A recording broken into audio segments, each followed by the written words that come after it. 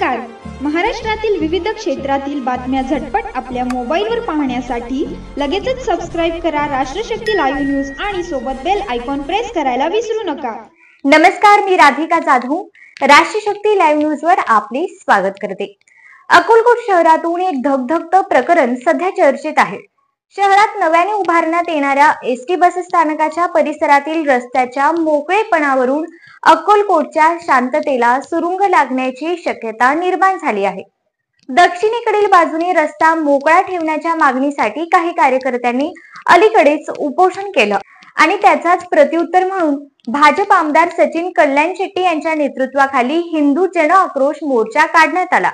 या मोर्चात आमदार गोपीचंद पडळकर, संग्राम जगताप, देवेंद्र कोठे यांच्यासह हजारोंचा लोंढा रस्त्यावर उतरल्यामुळे अक्कलकोटच्या वातावरणात तीव्र सामाजिक तणाव निर्माण झाला आहे. मुद्दा आहे बसस्थानक उभारणीचा. 29 कोटींच्या खर्चाने हे अद्ययावत बसस्थानक उभं राहतंय, जे श्री स्वामी समर्थ महाराजांच्या लाखो भाविकांच्या सेवेसाठी आहे, असं आमदार कल्याण शेट्टी ठामपणे सांगतात. पण या विकास कामाच्या आड काही जण अतिक्रमण करत आहेत आणि स्वार्थासाठी धार्मिक भावनांची खेळ खेळत आहेत, असा आरोप आमदार कल्याण शेट्टी यांनी आपल्या भाषणातून केला. सामाजिक शांततेवर गदा येईल अशा घटनांना इशारा देत ते म्हणाले की भविष्यात आणखी मोठ्या प्रमाणावर हिंदू जनाक्रोश मोर्चे काढले जातील. या मोर्चात वीरशैव मठाचे मठाधिपती बसवलिंग महास्वामीजी आणि नीलकंठ महास्वामीजींची आक्रमक भाषण देखील ऐकायला मिळतील.